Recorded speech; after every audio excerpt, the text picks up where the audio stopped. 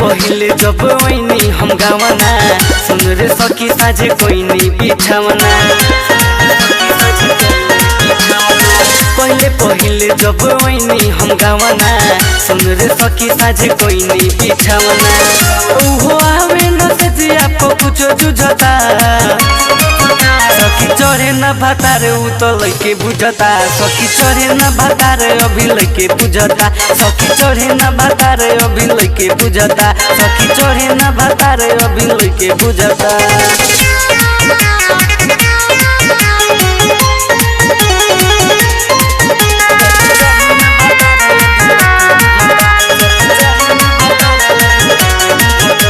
यारवा के छोड़ी हम ससुरा में आईनी मौगा भातार से हम आजा न पोईनी।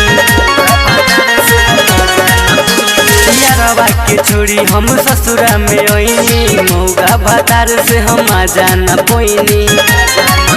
आर सैया से हमरा कुछ होई न सखिया चढ़ल जवानी मोर बदन में बुझता। सखी चढ़े न भातारे उ तो लइके बुझता। सखी चढ़े न भातारे अभी लइके बुझता। सखी चढ़े न भातारे अभी लइके बुझता। सखी चढ़े न भातारे अभी लइके बुझता।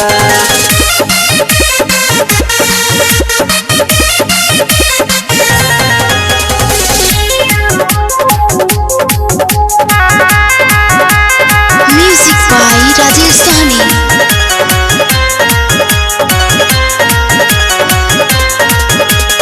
चढ़ली जवानी हमर मारे उफान हो काम न करे सखी सोया के सामान हो। चढ़ली जवानी हमर मारे उफान हो काम न करे सखी सोया के सामान हो।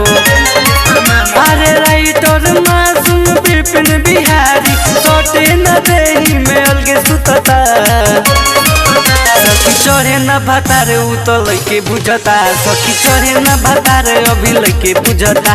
सखी चढ़े न भातारे अभी लइके बुझता। सखी चढ़े न भातारे अभी लइके बुझता। Archana digital recording studio Adapur hall के नीचे।